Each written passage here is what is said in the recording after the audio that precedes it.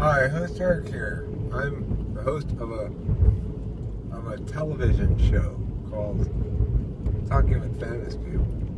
Except, it's not a television show. I tricked you. It's not on television. Instead, it's on the internet, where I, host Eric, host a television show. Ba-da-da-da! You like that joke? Is that a joke? I'm not sure. Anyway, I'm going to have a call title this episode, ENTP-ness Unrestrained. Or just fuck it. That'd be a perfect title for this video. Fuck it. All I want to do right now is just vent. I just want to vent, and I'm hopeful that some persons on the internet who watch this video, who might happen to watch this video, potentially might enjoy it or something. I don't know. I don't want to be restrained myself right now at the moment by topic. I don't want to restrain myself in trying to fixate on where I'm going. Keep everything in mind. I just want to kind of vent and ramble a little bit here. Specifically, let's start with what I was just caught myself doing again. I got myself doing this. And as far as motherfucking ow! What did I just do? Oh my god, did I just break my finger? That's what it feels like. I think I just broke my finger scratching my ass. I swear to God. It cracked. Maybe I'm sure it's okay. It can't possibly be broken. When did anybody ever break a finger scratching their ass? Ow. Oh my God. Okay. That's definitely the right title for that. Oh my God, look at this fucking thing. I swear I broke it. I broke my finger scratching my ass. It looks broken. I'm not doing that, right? I'm not doing that thing that's doing right now. Oh my God. Ah.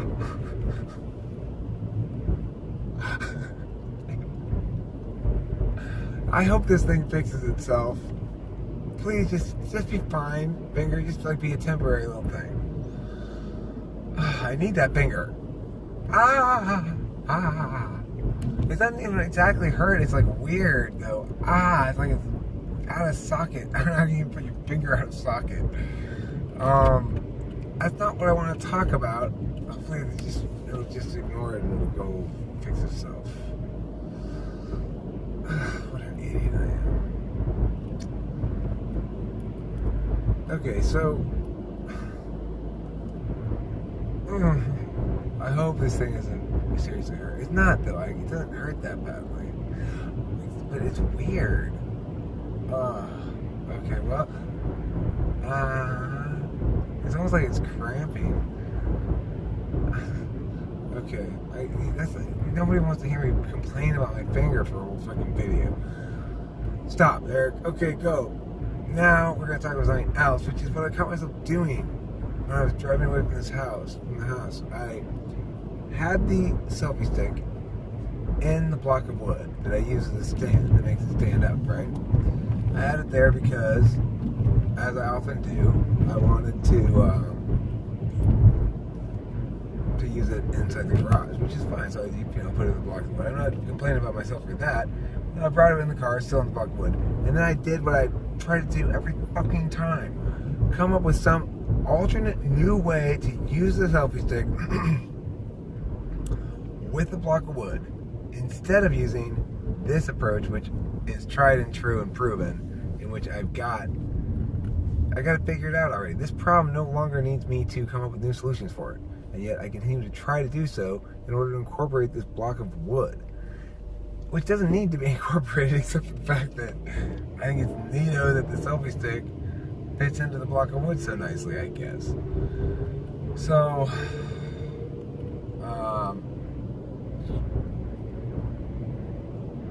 that's frustrating. But I caught myself after a little bit and I stopped, which was smart. And I realized, okay, I'm doing that again. Well, this is one of the ways in which I think you can successfully metacognate about the cognitive functions. Is, for me, it's a matter of finding a way that a behavior produces payoffs in the currency of both functions. So, extroverted intuition wants to play. Introverted sensing wants to, not play and let's now, let's stop playing and let's clean up and let's organize. So that's what regulate wants to do. That's what introverted sensing wants to do. That's that perspective on life. And so as a consequence, if I want to successfully integrate introverted sensing into my life, I have to make it fun. So that means when I include introverted sensing more in my creative stuff, like making YouTube videos, when I include it more in my identity build, well, then obviously I'm going to make more note of it as I encounter it in my life. I'm thinking about it actively, and it's something that I'm enjoying thinking about because I'm not thinking about it from the perspective of, oh, here's something that I need to change and I'm not disciplined, all these various other self-defeating or self-diminishing narratives that one might have because one doesn't necessarily start off with great introverted sensing. But I don't know if you can't see in this angle on the camera, but the car's super clean right now because Delilah cleaned it, granted, but I've been maintaining this cleanliness sense, which is just as important, if not more important, because it'll get dirty right away again. Otherwise, it's not quite as spotless as it was, but I continue to trash out and deal with stuff like that. I have my last time I made trash, which was when I was in the hat before my evening go-to-meeting session. I had a glorious go-to-meeting session with Lyle and Edmund, my badass little 6th graders who were there, and they contributed a great deal to my life because, of course, I right now am engaged in this showdown thing, because I've made multiple videos about it, and I am subject to a certain amount of uncertainty at times as well, a certain amount of self-doubt, and I could tell when I went in there this afternoon that, like, okay, there's something going on here, and these kids are kind of looking at each other kind of weird, and fortunately, I think I handled it perfectly, which is I just talked to them in the most calm voice imaginable, and basically everything I explained on those previous videos. Well, it was really nice to have Lyle and Edmund right there later that evening. Both of them were little beasts, and have them just prove my point. And demonstrate just how wrong the opposing position is, which was nice. Does it always work out like that? Is every debater going to be that successful? No. Those two are remarkable. There's no doubt about it.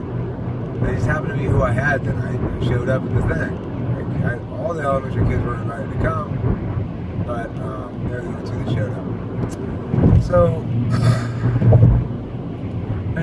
but I understand why. It's because these kids have a lot of stuff scheduled, and when I bring in a late edition on them like that, it's hard for them to adjust their schedules. And I totally understand that. That's fine. Anyhow, so I've been, I guess, since I left Rebay, I've been thinking about it from a big picture perspective, or understanding it from a more of a vulnerability perspective. Like, okay, well, if this were to turn bad on me, how's it going to look? Well, when I start thinking that, that means I'm concerned that, okay, well, have I overstepped things here? Have I overreached? And that question is really challenging to answer in this circumstance. I don't think I have when I review all the data. Now, here's the thing that's going to make other people think I've overreached. Well, I'm talking about this publicly on video. Yes, I am. Yes, I am. Absolutely, I am. And I would hope that anybody who has a problem with it would be able to say, here are some of the things you said that I have a problem with. When I post videos about something publicly, that means I am providing you an opportunity to engage with what I am saying. If I've said something bad, if I've said something that you can say, see, those words say that he is a bad person, or that we should not listen to him, or that he is wrong, then you have a great advantage over me. You have access to hours and hours and hours of my words. If you really want to go to battle with me, you can surely find something in there you can go to battle with me on. Here's why this doesn't do you any good, of course, and why ultimately, whoever wants to oppose me in that fashion wants to use that angle of attack, which says, oh, well, we should be against Eric because he's making YouTube videos about us. Something like that.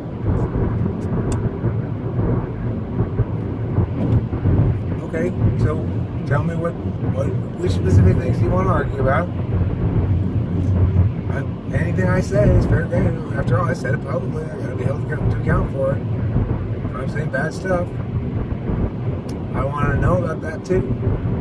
I'm hopeful, actually, that in watching all these videos to make your point, which is no doubt going to be, if you're in fact right, you should be able to find ample evidence of this. If I'm doing something wrong, I'm saying something that causes harms, or I'm saying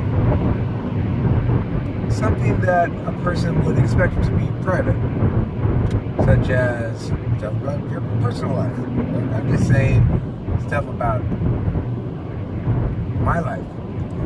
I'm saying stuff about my personal life. This job, I'm going about some stuff in my personal life.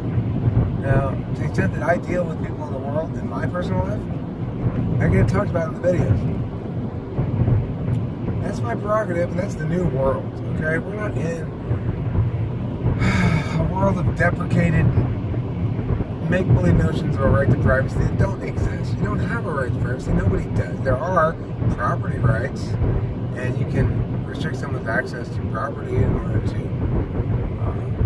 be more private.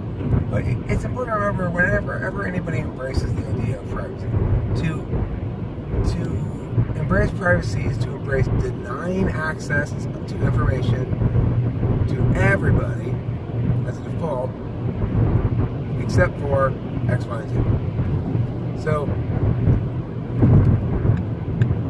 one has to wonder if in fact it's conducive to any good outcomes in society.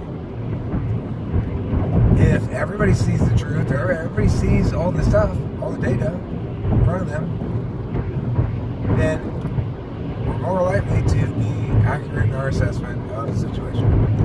If everybody sees all of everybody's data all the time, then we'd be most likely to have a fully actualized society in which the right things are judged as bad and the right things are not judged as bad. Each of which is equally important, right? We don't want to fail to pass judgment on that which is unethical. We do not wish to fail to pass practical judgment on that which is inefficient or inefficacious. Is that a word? I know efficacious is, but inefficacious? Anti-de-inefficacious. Yeah, we want to pass judgment on stuff. Yeah, we want to differentiate between ways of doing things. When I'm doing something stupid, I want someone to say, Eric, you're doing that stupid. Am I? Again? Uh-oh, my bad. It's like the fucking selfie stick thing here. I get in the car, I'm trying to come up with this new way. I'm trying to come up with a new way. You already came up with the one good way there is to do this, Eric. You don't need another new way to do it. Just use the good way that you currently have.